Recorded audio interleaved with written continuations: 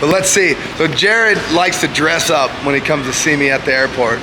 So I'm always in the dark about what it's gonna be. I don't know what he's gonna show up looking like. My family does. Everybody that I know knows what he's dressing up like, but I don't. So he just pulled in, and you could guarantee it's gonna be something funny. Hey, you guys!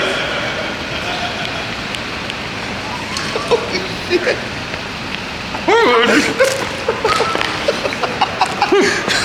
Dude, that's spot on. Sloth, Dennis. Sloth love Dennis. Sloth brought Dennis a baby. Roo, you're gonna come live with me. You're gonna come live with me. Come live with you. Hairy chest. Hi, buddy. That is money. Money. No wonder my mom thought this is the best one yet. She said best one yet. So my family knows about all this, right? Like everybody in my family knows what's going on. He's already sending pictures to everybody, and my mom did say this is the best one yet. All right, what's the plan, Sloth? We're going to the coast. We are going to fish with one of my dearest friends, one of the coolest cats on the planet, Mr. Richie Underwood on the Quinault River, which is a tribal only river, and so you have to have a tribal guide. Richie's been doing this for 40 years. Wow. And he is a legend. They call him the Fish Whisperer, man. That guy is a fishing magician, and we got the chance of catching some absolute monster steelhead. Lots of numbers. Water conditions are good. Weather conditions are probably the best I've ever seen as far as coming out to the coast. You get rivers rained all last week. Keep left to merge on the steep. Rained all last week. Rivers came up, fish flushed in. Rivers dropped into shape Tuesday, Wednesday, so we should be hitting at prime time. This trip to the Quinault River up in Washington is something that Jarod and I have been talking about for a couple years now. It's one of his favorite trips of the year, and I know Hunter loves it too. I'm so excited to take a look at it. And if you remember, if you watched the last show that ended the last season, we got here and it had blown out. We hit the worst timing you could get. So much rain, rivers are blown out, had to drive. And then today, seems like we got Sunshine and lollipops. Sunshine and lollipops. The rivers are in shape. Yes. The fish are in. Yes. Like everything. We are going to the Quinault River. This is one of my favorite places on the planet to go and catch steelhead. You've heard me say before, my favorite thing to do is to go fishing for steelhead. My second favorite thing is fishing for steelhead in Alaska. And my top second favorite thing is fishing for steelhead in Alaska with Dennis. Well, my number one thing to do is fish this river, the Quinault River, with my buddy Richie, my son Hunter, and of course, Smiley Dennis.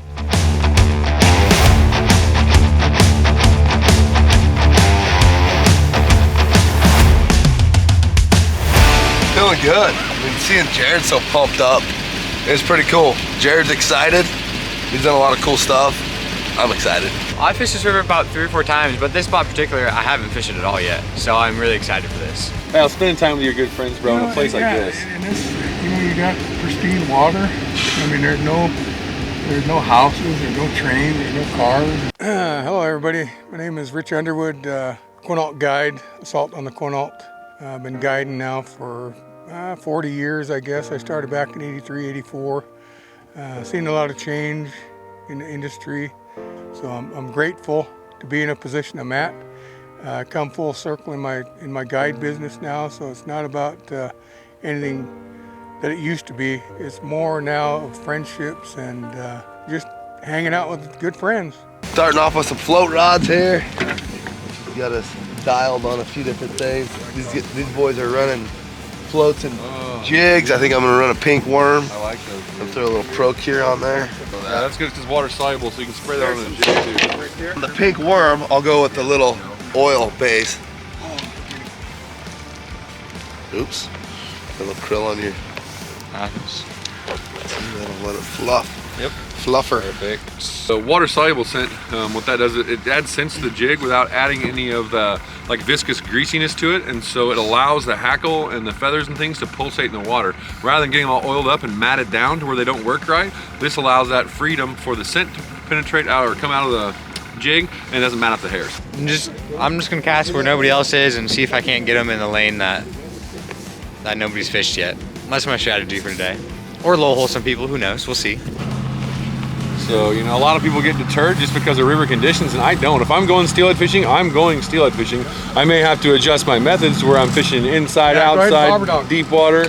So we're changing techniques. We fished a bobber and jig and bobber and worm through this first part of the water. It was kind of a pocket water on the sides, and we like doing those like a suspended style float.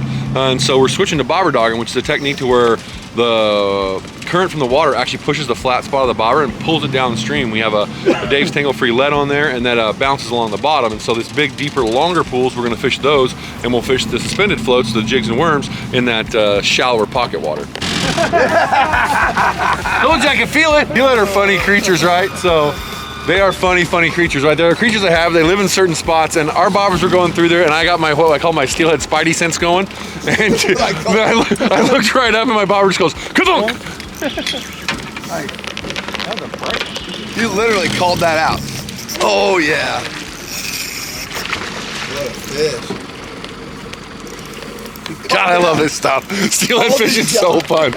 It's like Babe Ruth. I just point into the stands, and boom. There it was. Now I gotta land it so I don't look like a goober. One of the really effective techniques we've been using lately is the the pink worm trick, maxi jig head and pink worm variations, and this is very successful with a long rod. It's a lot easier if you got 8.5 to a 10-foot spinning rod is what we've been using. This is an Okuma SST. And one of the things that we've done the last couple days here on the Quinault is we actually changed through some colors. You can see I got a pink jig head on this one. We had blue. The other day I switched to an orange one and got hit right away. I went from the pink worm with the blue tail to the more of the pinkish red to a white tail, got hit immediately. So something to think about when you're out there fishing worm rods is to be switching up some color combinations. It might be the difference of getting bit that day or not, because yesterday I was fishing hard with one color, I switched up, put a little different scent, went a little deeper on the stop, changed my colors, and got bit right away. One little stripe on it. Tried to be muy macho. We got a little single stripe now. Is there anything better than watching a steelhead jump between two of your buddies' bobbers? Look how lively that fish. He's a pumper.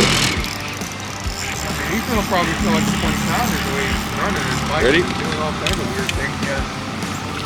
Oh, good job. Okay, let me put that in the boat.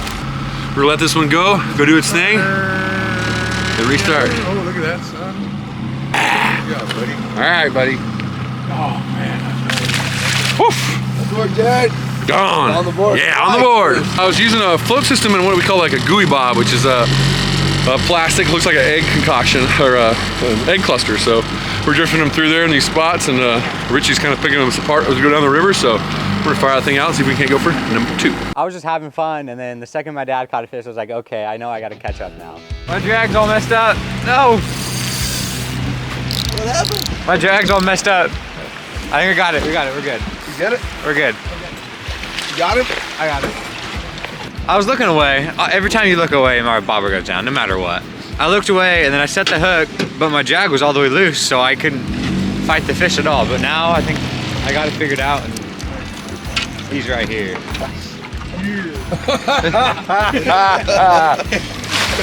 we go. Yeah. That a baby. That's a good fish. That's a good one. Yeah, about a 12-pounder or so. That's a solid fish, but she's still feisty. Pop that hook in there. Oh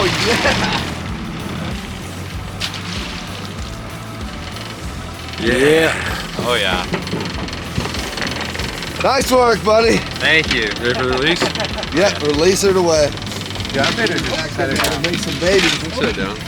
Lo and behold, the little feller comes from behind the gate, swoops around me on turn 4, and starts picking them off, one after another. Not in front of me, behind me. Sorry, Rich, you got to get it. No, that's all right. It was just flying. Well, I think my dad hooked that fish earlier. You probably saw it jump, and we went back up through there. I looked away, my bobber was down, and we caught that fish. And your drag was loose? My drag was You're loose. set on perch? It was all messed up. So I'm surprised I caught that, but we did, so. Good job, man. Yeah, buddy, hello kid. We're on the board and Dennis is not. You guys gotta rub it in, don't you?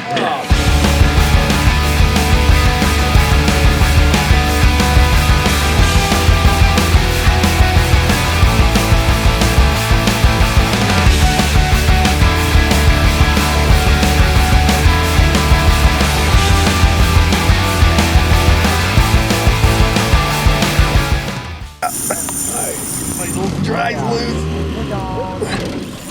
The drag was too loose. Yeah.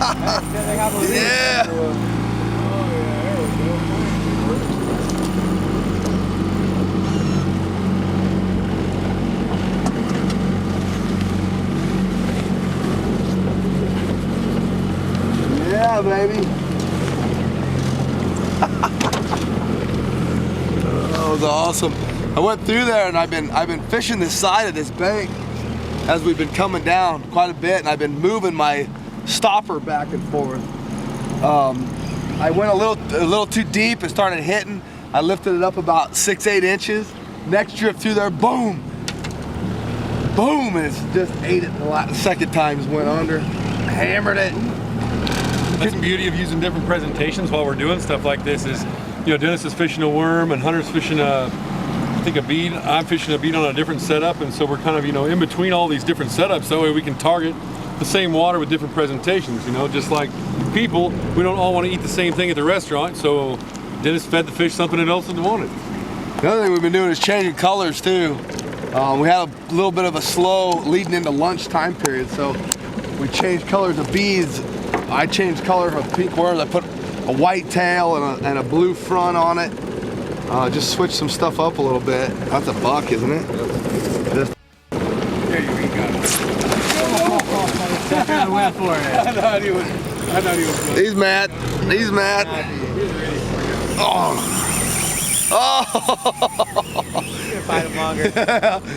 He didn't even know. He didn't realize what was going on. I tickled him. Until Hunter tickled him on his belly a little bit. One of the other things too, I'm fighting this fish a little bit light because we're running 12-pound fluorocarbon on this. So a 30-pound braid to a 12-pound leader. So I'm trying to be a little bit gentle with him in this heavy current.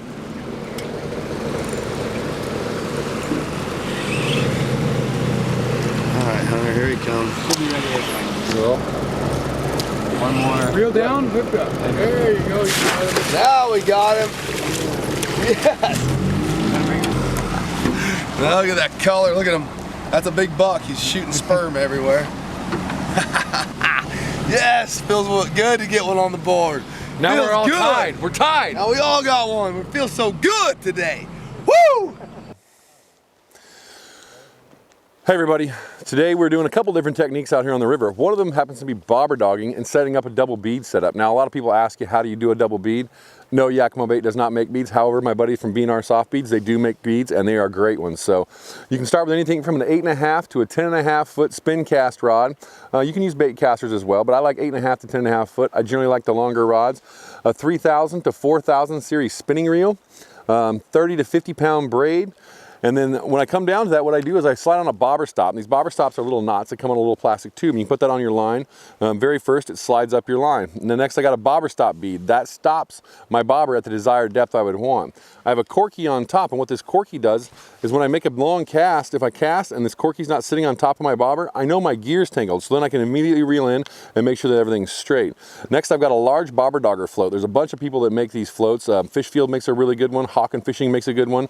This happens to be an XL float. Below that, I have another bead. It stops the bobber from damaging my knot that goes to my three-way swivel. I've got a three-way swivel here, open in on both sides, and then hanging off the bottom of it is a snap. And we use this to snap on our P-line Dragon Balls weights, okay? Now these come in, I think, a 1/8 all the way up to a 1/2 ounce size. Today we're using the 1/4 ounce size for these lower flows. Now coming down the terminal end of my gear, I tie off about a 3 foot leader to my first bead, which happens to be a 20 millimeter BNR soft bead. This is a cerise color, right? Now you can see my hook down here. How do you attach your second bead is the question I get most often. Now you can just simply tie up your second bead leader and you can tie on it with an improved clench knot, Or what I really like to do, I didn't do it on this one because I was being lazy, is use a Duncan loop. Now the Duncan loop's a simple knot. You can look it up on YouTube, and what that does is that allows you to be able to interchange your beads, or if you're baiting this hook, you can pull this knot back, slide it off, bait your hook, or change beads real fast with a Duncan loop. So that's the way I like to do it. These are size 1 or 1/0 hooks. That's generally what I run on all these, so hopefully these tips help you have some success of your own.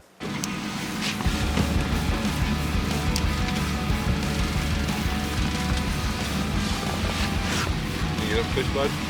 Take a quick picture and send her on her way. All right. Oh, there you go.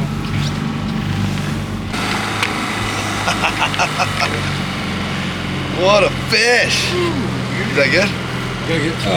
We're gonna get on this. We laugh, we have so much fun. I can't thank you enough, Richie, for having us out, showing us your little slice of heaven. It was just a perfect way to spend a couple days up here. And like I said, if you're looking to do this, you can do it. You can come up here and not see another person while you're steelhead fishing. Assault on the Quinault with Richie.